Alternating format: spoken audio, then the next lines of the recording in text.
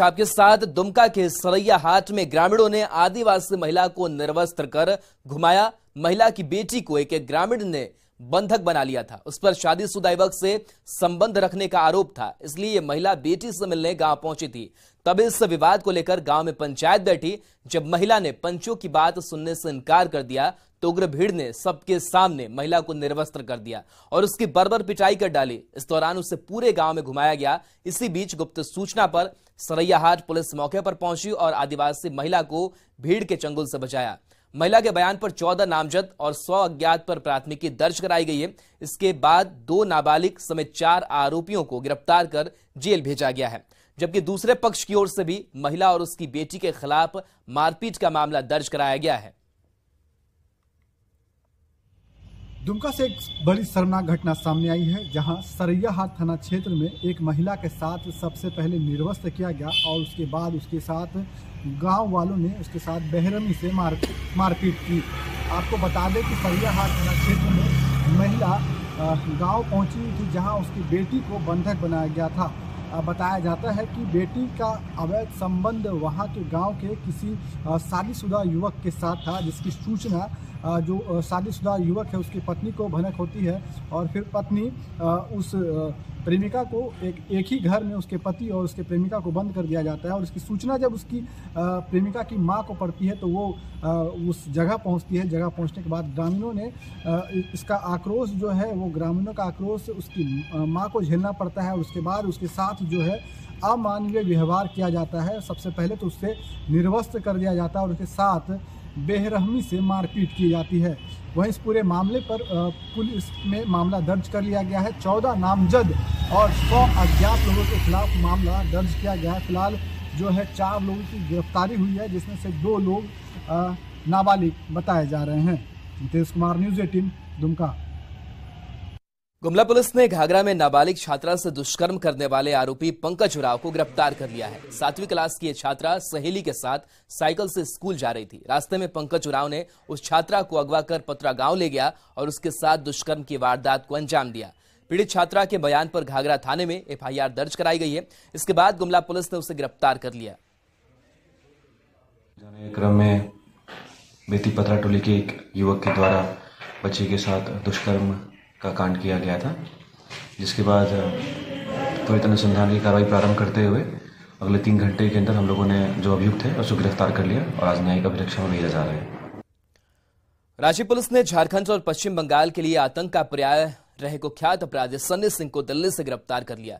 Delhi police की मदद से उसे रांची लाया गया। उस पर मर्डर, धमकी, लूटपाट और अवैध वसूली के 2 दर्जन से ज्यादा केस दर्ज हैं।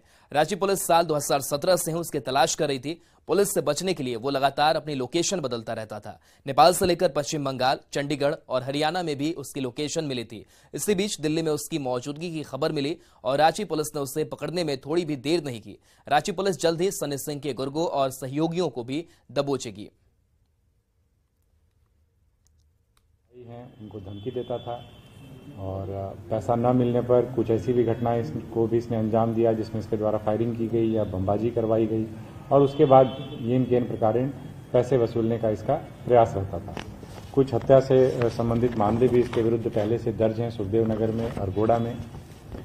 तो कुछ मामलों में इसको आरोप पत्रित किया जा चुका था और 2017 से ये लगातार फरार चल रहा था। हिमाचल प्रदेश में कहीं छुपा हुआ है, तो उसको लेकर के टीम को यहाँ से रवाना किया गया। इसी दौरान वो वहाँ से निकल गया और दिल्ली आ गया। दिल्ली पुलिस के साथ समन्वय स्थापित किया गया और अंततः दिल्ली से इसको गिरफ्तार कर रांची लाया। रांची के शंकर ज्वेलर्स में दिन दहाड़े 60 लाख रुपए से ज्यादा के गहने लूट लिए गए। अपराधियों की एक-एक करतूत दुकान में लगे CCTV कैमरे में कैद हो गई है।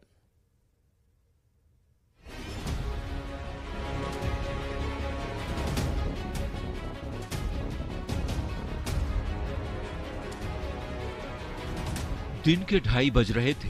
मांडर के शंकर ज्वेलर्स का गेट खुला और हेलमेट पहने 2 युवक अंदर दाखिल हो गए।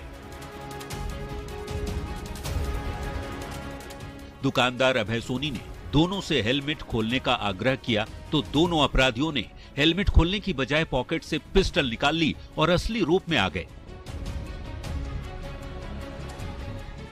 फिर तो ज्वेलरी शॉप के अंदर कोहराम ही मच गया। दोनों अपराधियों ने पिस्टल तानी तो ज्वेलरी शॉप में मौजूद दुकानदार और सेल्समैन के पसीने छूटने लगे। आंखों के सामने पिस्टल चमकते ही तिजोरी खुल गई और सोने चांदी से लेकर कैश और कीमती सामान लुटेरों को थमाने लगे। देखो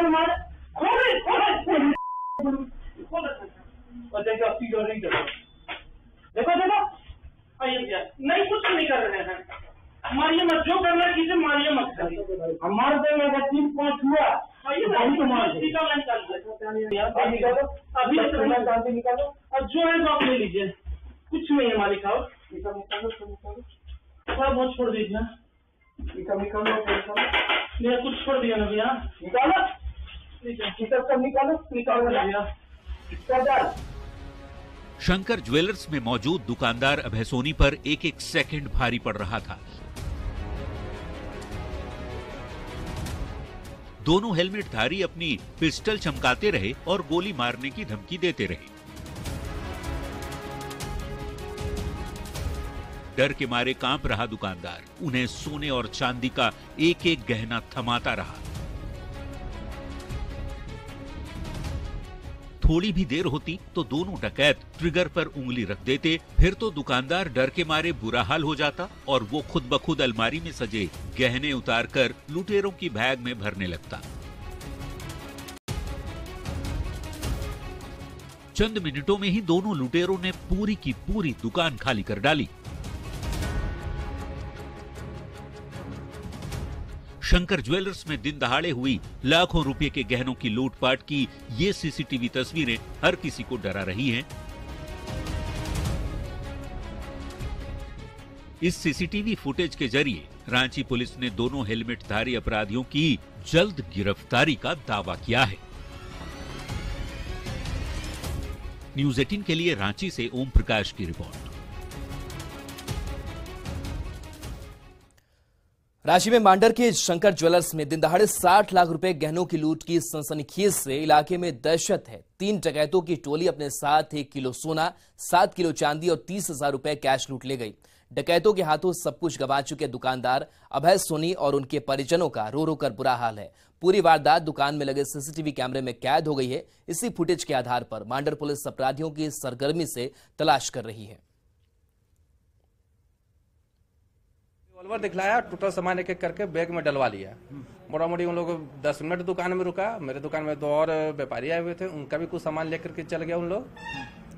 और अलमीरा खुलवाया, अलमीरा पे घुस कर खुद से सामान निकाला और बार बार यही धमकी दे रहा था कि ज्यादा बोलोगे तो मार देंगे, इसी तरह से बोल रहा था। और टोटल सामान उन लोग उठा करके निकल गया। मतलब सोने के जेवरात? हाँ, सोना का लगभग सोना का सामान ज्यादा ले गया है और चांदी का सामान जो है, जो कि थोड़ा बहुत ले गया, 5-7 किलो के लमसम ले गया है। और सोनों का फोकस था सोना का ही सामान उठाना। उन लोग जो यहाँ पर जो लगा हुआ था सामने में अलमीरा में जो रखा हुआ था डब्बा के साथ में उन लोग लेके चल गया।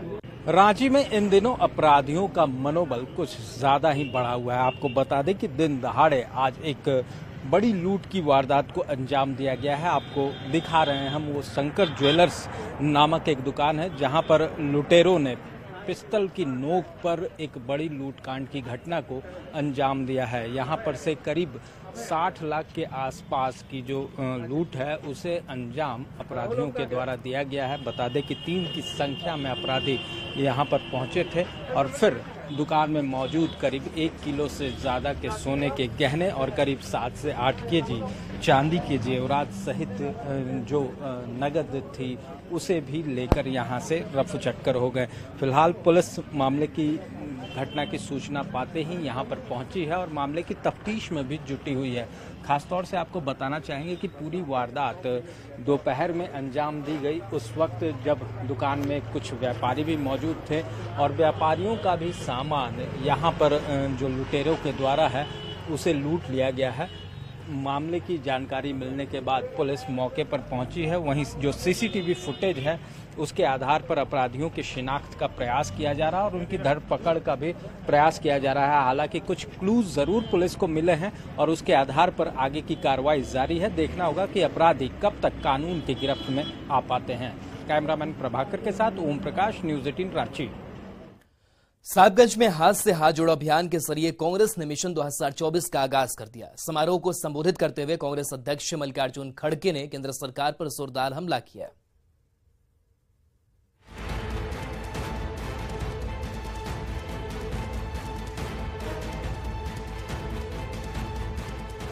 मिशन 2024 को लेकर संथाल परगना के सियासी अखाड़े में एक के बाद एक बड़े बड़े सुरमाओं की एंट्री लगातार जारी है। इस बार बारी रही कांग्रेस अध्यक्ष मल्लिकार्जुन खड़गे की। साहिबगंज के श्रीकुंड हाई स्कूल ग्राउंड में हाथ से हाथ जोड़ो अभियान के शुभारंभ के बहाने उन्होंने झारखंड की जनता के दिल को कांग्रेस के सियासी मिशन से जोड़ने की भरपूर कोशिश की। बीजेपी सरकार कहती है कि आजादी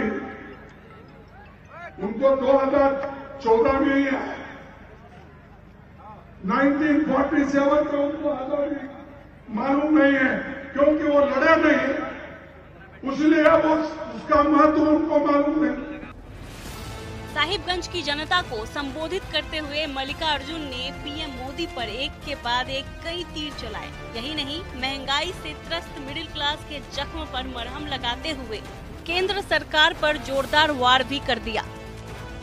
कहाँ गया आपका स्लोगन? और यही बात तो राहुल गांधी जी पूछ रहे, यही बात मैं पार्लियामेंट में पूछ रहा हूँ, और यही बात हमारे कांग्रेस के सभी नेता लोग उनको पूछ रहे, लेकिन उसका जवाब उनके पास नहीं। कांग्रेस अध्यक्ष खड़गे ने प्रधानमंत्री नरेंद्र मोदी पर अहंकारी होने का भी आरोप लगाया। जनसभा को संबोधित करते हुए उन्होंने कहा कि संसद में पीएम मोदी का संबोधन अहंकार से भरा हुआ था। और उनके भाषण में उन्होंने यहाँ तक भी कहा कि मैं एक आदमी सारे देश के अपोजिशन को भारी करता हूं। इतनी अहंकार की बात उन्होंने कर दी, यानी उनकी पार्टी भी उनके सामने कुछ नहीं। श्रीकुंड हाई स्कूल ग्राउंड में कांग्रेस अध्यक्ष मल्लिकार्जुन खड़गे के हाथों से शुरू हुए हाथ से हाथ जोड़ो अभियान ने कांग्रेस कार्यकर्ताओं को नई ऊर्जा तो दी ही, साथ ही संथाल परगना में अगले साल होने वाले सियासी घमासान की पृष्ठभूमि भी तैयार कर दी। अविनाश, न्यूज़ 18 साहिबगंज। कांग्रेस अध्यक्ष मल्लिकार्जुन खड़गे के झारखंड दौरे से प्रदेश की सियासत गर्मा गई है। बीजेपी ने खड़गे के दौरे को विफल बताया है तो कांग्रेस ने पलटवार किया है। पूरी तरह से बांग्लादेशी घुसपैठी निवास करते हैं, वहां पर इनका कार्यक्रम हो रहा है, और क्योंकि वहां के विधायक सम्मानित मंत्री, पर हम सब लोगों ने देखा है कि किस प्रकार से कोरोना के कालखंड में यहां पर बांग्लादेशी घुसपैठियों को कोरोना के कालखंड में बसों से भेजने का काम किया था। यहां रांची की जनता ने अपने आंखों से देखा था, पत्रकार बंधुओं ने देखा था। वही बांग्लादेशी घुसपैठियों के बीच में उनका कार्यक्रम हो रहा है। तो जब इन सब पर वो कुछ बोल नहीं सकते तो आखिर मीडिया में दीपक प्रकाश जी बनेंगे कैसे, अपनी टीआरपी बढ़ाएंगे कैसे? तो चलो कांग्रेस को गाली दे दो। तो हमारा तो एक ही ध्येय है, अतिथि देवो भव। वो हमें गाली दे करके अगर अपनी दुकानदारी चलाना चाहते हैं तो वो चला लें, लेकिन 2024 में जनता पूरी तरह भाजपा की दुकान बंद कर। वीर की दूर से आदरणीय कांग्रेस अध्यक्ष जो आशीर्वाद देने यहाँ पर आए हैं, उसका सम्मान करते हुए बिना संगठन के हम ये कार्यक्रम पूरा नहीं कर सकते। साथियों, राहुल जी का संदेश अगर पहुंचाना है तो हमको घर घर तक जाना होगा, और उसके लिए जरूरत है कि एक सशक्त मजबूत संगठन आपका ना ही सिर्फ पंचायत और मंडल स्तर पर बल्कि बूथ स्तर पर करने का संकल्प आज इस कार्यक्रम के माध्यम से हम सबको लेना है। पूरे देश खतरनाक दौर से गुजर रहा है, और ऐसे में हमारे नेता संविधान बचाने निकले हैं, तो निश्चित रूप से हम लोगों के लिए गौरव की बात है। हम लोग लगातार प्रयास करते हैं कि गंगा जमुनी तहजीब बनी रहे। बिहार के डिप्टी सीएम तेजस्वी यादव रांची पहुंचे। बिरसा मुंडा हवाई अड्डे से वो सीधे सीएम हाउस पहुंचे, जहां उनकी मुलाकात सीएम हेमंत सोरेन से हुई। इससे पहले एयरपोर्ट पर आरजेडी कार्यकर्ताओं ने उनका गर्मजोशी से स्वागत किया। इस मौके पर उन्होंने कहा कि आरजेडी चुनावी तैयारी में जोर शोर से जुट गई है।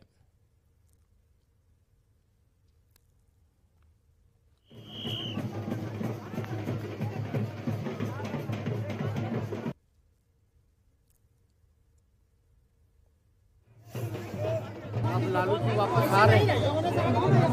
आज वो दिल्ली रात में पहुंच जाएंगे। स्वस्थ है।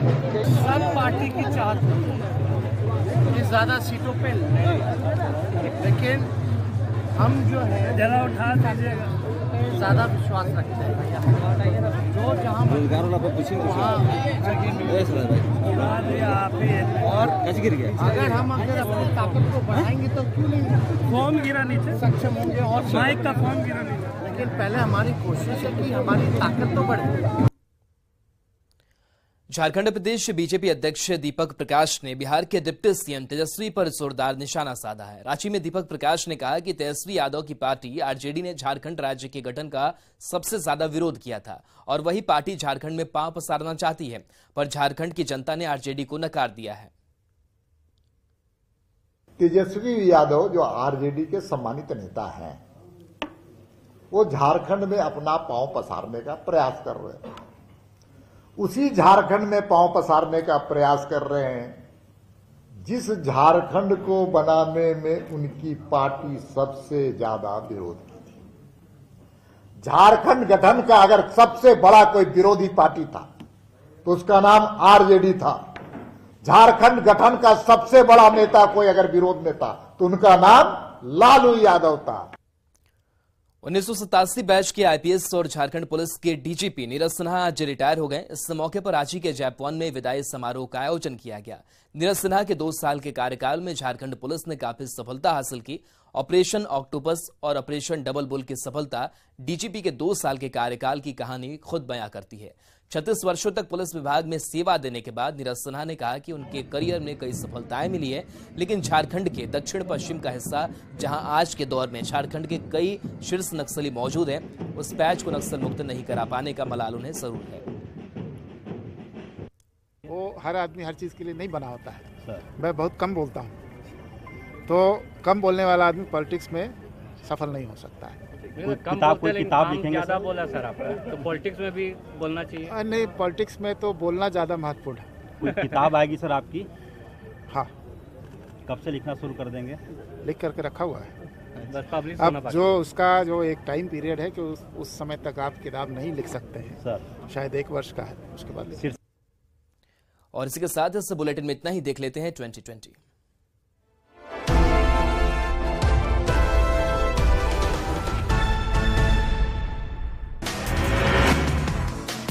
दुमका एयरपोर्ट पर कांग्रेस अध्यक्ष मल्लिकार्जुन खड़गे का स्वागत। कांग्रेस नेताओं ने गर्मजोशी से की पार्टी अध्यक्ष की अगवानी। साहिबगंज में स्वास्थ्य मंत्री बन्ना गुप्ता का बड़ा ऐलान। बरहरवा के जमालपुर में 2 मंजिला अस्पताल बनाने की घोषणा। लोहरदगा में व्यापारी संघ ने कृषि मंत्री बादल पत्रलेख का फूंका पुतला। कृषि उपज और पशुधन विपणन विधेयक वापस लेने की मांग। बोकारो दौरे पर विधानसभा की पुस्तकालय विकास समिति की सभापति अपर्णा सेन गुप्ता ने विभागीय अफसरों के साथ की समीक्षा बैठक। रांची में मनाई गई पंडित दीनदयाल उपाध्याय की पुण्यतिथि। बीजेपी ने चित्र पर किया माल्यार्पण। भाजपा ने झारखंड में जल जंगल जमीन की लूट का किया विरोध। सरकारी कार्यालय में भ्रष्टाचार के खिलाफ 14 फरवरी को आंदोलन। बोकारो के जैना मोड़ में तिलका मांझी की आदमकद प्रतिमा का अनावरण। मंत्री जोबा मांझी ने बोकारो की जनता को दी बधाई। रामगढ़ के गांधी स्टेडियम में तिलका मांझी की प्रतिमा का अनावरण। सीसीएल के अफसर और मजदूर रहे मौजूद। गुमला भरनूर नेशनल हाईवे पर तेज रफ्तार ऑटो दुर्घटनाग्रस्त। ऑटो पर सवार महिला यात्री की हुई मौत। पाकुड़ राजग्राम में तेज रफ्तार गाड़ी ने महिला को कुचला। घटनास्थल पर ही महिला ने तोड़ा दम। लामू के चियांकी पंचायत में पेड़ से लटका मिला महिला का शव। प्रथम दृष्टया सुसाइड का मामला। बोकारो के चास में जमीन विवाद को लेकर गुटों में झड़प। चास पुलिस ने समझा बुझाकर कराया शांत। पाकुड़ के आरजे स्टेडियम में जनजातीय सांस्कृतिक कार्यक्रम का आयोजन। डीसी वरुण रंजन ने कार्यक्रम का किया उद्घाटन। धनबाद में सांसद पीएन सिंह ने की विकास समन्वय और निगरानी समिति की बैठक। विकास योजनाओं का लिया जायजा। लोहरदगा में संपन्न हुई पहली राष्ट्रीय लोक अदालत। 2000 से ज्यादा केस सुलझे। 1.5 करोड़ की हुई वसूली। धनबाद में डालसा के निर्देश पर लगी लोक अदालत। हजारों विवादों का निपटारा। 99 करोड़ से ज्यादा की रिकवरी। चाईबासा में जिला स्तरीय वित्तीय साक्षरता एवं डिजिटल ट्रांजैक्शन अभियान का शुभारंभ। डिजिटल पहल के तहत सांकेतिक डेमो चेक का किया गया वितरण। जामताड़ा के गांधी मैदान में हस्तशिल्प मेला का आयोजन। कई लोगों को किया गया इस मेले में सम्मानित। जामताड़ा के एक मैदान में 51 कन्याओं का सामूहिक विवाह कार्यक्रम संपन्न। दूल्हा दुल्हन को दिया गया उपहार। उनके सुखमय वैवाहिक जीवन की कामना। गिरिडीह में नाटक शास्त्रीय नृत्य लोक नृत्य प्रतियोगिता कला संगम की हुई शुरुआत। विधायक सुदिव्य कुमार सोनू ने दीप जलाकर कार्यक्रम का किया उद्घाटन।